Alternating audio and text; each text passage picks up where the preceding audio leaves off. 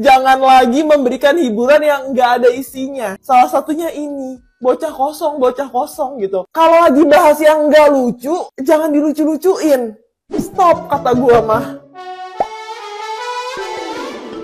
Hola netizen yang tercinta, Fior kena semprot Nikita Mirzani lantaran tertawa sambil memeragakan Laura Meizani yang tengah dibopong saat penjemputan paksa beberapa waktu lalu di sebuah apartemen. Momen tersebut terjadi ketika Fior menjadi co-host di program FYP bersama Melanie Ricardo dan Vega Darwanti. Awalnya dari Melanie Ricardo yang mengatakan bahwa ini merupakan momen yang sedih mengingat pertikaian ini melibatkan ibu dan anak. Lalu Vega Darwanti pun mengajak untuk menyaksikan cuplikan saat proses Nikita Mirzani menjemput anaknya. Barulah Fior berseloroh sambil tertawa dan memeragakan Laura Meizani yang tengah dibopong. Namun ia menyebut bahwa saat penjemputan paksa itu Laura diseret. Di situ Fior langsung panik dan meralat ucapannya. Sayang hal itu tidak mempan bagi Nikita Mirzani. Pasalnya ia sudah terlanjur kesal melihat tingkah Fior. Nikita Mirzani juga heran mengapa program acara tersebut menunjuk Fior sebagai co-host yang dirasa tidak bisa memandu acara, apalagi melucu.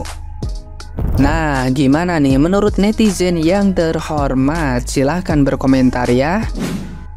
Fior ngakak saat baca berita Loli diseret dan dijemput paksa dari apartemen. Nikita Mirzani marah, ntar kena. Kalian bisa baca sendiri ya. Lagian si Fior ngapain sih jadi co-host, tapi aduh. Nah, kalian bisa baca sendiri ya guys ya. Lagian tuh harusnya bisa ngebedain suasananya. Kalau lagi kayak gini masa ketawa, ngikik. Oh my god, Fior, kalian mau lihat videonya? Jangan bilang alasan polos. Ini bukan polos, say. Harus bisa ngebedain ya. Memang nggak salah ya, si Fior ini dijuluki bocah kosong. Memang kosong banget, nggak ada isinya, sumpah. Nggak tahu mana yang bisa dibercandain, mana yang nggak bisa. Jangan sedih Fior, udah diperingati tuh sama Kak Niki di IG story-nya nih, gue kasih lihat. Tuh baca, Fior ya namanya. Neng kalau lagi bahas yang nggak lucu, jangan dilucu-lucuin. Ntar kena tampar sama saya. Lagian kok bisa sih? Baca sendiri tuh. Nggak semua berita bisa dilucu-lucuin ya Fior ya. Nanti digambarin sama Kak Niki baru tahu rasa ya. Kalian pas sudah lihat kan story-nya Nikmir yang ada foto Fior dan kenapa dia bisa ikut-ikutan, dan lu udah masuk story Nikmir Fior ya namanya. Neng, kalau lagi bahas yang gak lucu jangan dilucu-lucuin, ntar kena tampar sama saya. Wow, lagian kok bisa sih FYP Trans 7 pakai nih orang jadi co-host? Bagusnya di mana, lucunya di mana juga. Lagian lu si Fior udah tahu nih orang lagi sensitif, pakai lu senggol-senggol. Ibaratin luka, kalau lu kasih air garam pedih banget tuh rasanya. Tapi gue tahu guys, si Fior itu emang kayak gitu anaknya. Mungkin dia itu nggak bermaksud buat nyenggol, tapi karena dia itu sepolos itu, ngomongnya emang sukanya polos gitu guys. Tapi kalian tahu sendiri kan, dia ini gimana orangnya. Apalagi dia ini termasuk salah satu anggota bocah-bocah kosong. Ya nggak usah gue sebutin lah siapa nama-nama anggotanya, pasti lu semua juga pada tahu kan. Sebenarnya Fior ini maksudnya sebagai dia bahan bercandaan sih ya. Cuman kan tahu kan sekarang kan Mbak Nikmir ya, Mbak Nikita Mirzani sekarang kan lagi sensitif, lagi masalahnya lagi banyak. Tapi sih nggak semua sih ya bahan itu sebagai bahan bercandaan. Sekarang Fior sudah masuk di story Instagramnya Mbak Nikmir. Fior ya namanya. Neng kalau lagi bahas yang nggak lucu jangan dilucu-lucuin, entar kena tampar sama saya. Lagian kok bisa sih FYP Trans 7 pakai ini orang jadi co-host? Bagusnya di mana, lucunya juga di mana. Nah, mari kita review kolom komentar netizen. Kata gua mah mending lu klarifikasi Fior, hidup lu lagi terancam. Terus ada lagi nih, Fior pengen udahan dari dunia entertainment. Ya Allah, nih lagi review terakhir nih. Fior cepat buru minta maaf Majir, terancam kau. Iya menurut aku sih gitu ya. Fior lebih baik ya klarifikasi dulu ya, lebih baik. Nanti takutnya kamu lagi terancam atau gimana, atau digoreng lagi berita ini ya. Itu sih harapan kita ya, biar tidak ada salah paham lagi Fior ya. Kira-kira seperti itu ya. Sumpah, ini kocak sih. Yang kemarin nonton TV, terus ada co-hostnya ini nih, pasti tahu dong, karena mukanya memang sering nongol di TV atau di YouTube ya. Ya bocah kosong dengan image polos-polos bego gitu kan. Cuma menurut gue kayak udah nggak zaman gak sih sosok lucu dengan image polos gitu. Udah selesai, lewat gitu zamannya. Jadi lebih ke follow. Udahlah, tolong please jangan lagi memberikan hiburan yang nggak ada isinya. Salah satunya ini bocah kosong gitu. Gue tiap lihat tuh kayak bingung, apa sih yang diomongin gitu, apa yang diketawain, kayak mereka lucu sendiri, heboh sendiri gitu. Maknanya apa guys? Dan ini gue mau bilang sekali lagi, emang bener ya kata si Niki kali ini, walaupun kakak Niki gitu punten agak-agak rusuh anaknya. Kalau lagi bahas yang nggak lucu, jangan dilucu-lucuin. Stop kata gue mah. Kadang gue tuh kesel gitu, kadang gue aja kesel kalau misalkan lagi ngobrol terus ada lawan bicara gue yang komennya tuh nyeleneh, sok lucu, beneran pengen gue tampar sih. Nggak lucu, cuma dengan pura-pura bodoh, orang malah jadi kesel.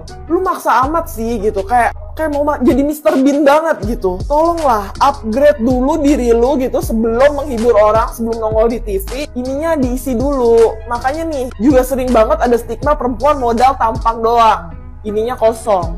Kadang emang iya juga sih, gimana dong?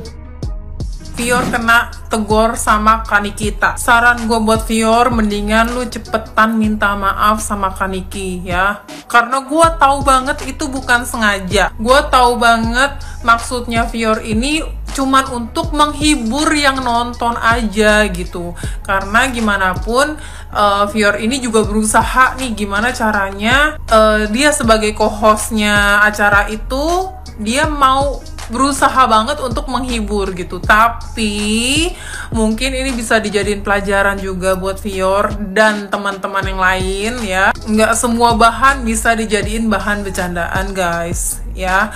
Harus ada empatinya gitu loh. Jadi nggak semua bahan bisa dijadiin bahan bercandaan. Jadi alangkah baiknya kita tuh bisa ngebedain gitu yang mana bisa dijadiin bahan bercandaan, yang mana harus ada rasa empatinya gitu sama orang gitu ya. Apalagi kan itu disiarin di televisi guys ya, yang semua orang tuh bisa nonton. Dan menurut gue pribadi memang ini bukan suatu hal yang bisa dijadiin bahan bercandaan ya, karena gimana pun ini adalah bukan drama yang dibuat-buat. Ini real life, bener-bener real life-nya Kaniki dan Loli anaknya.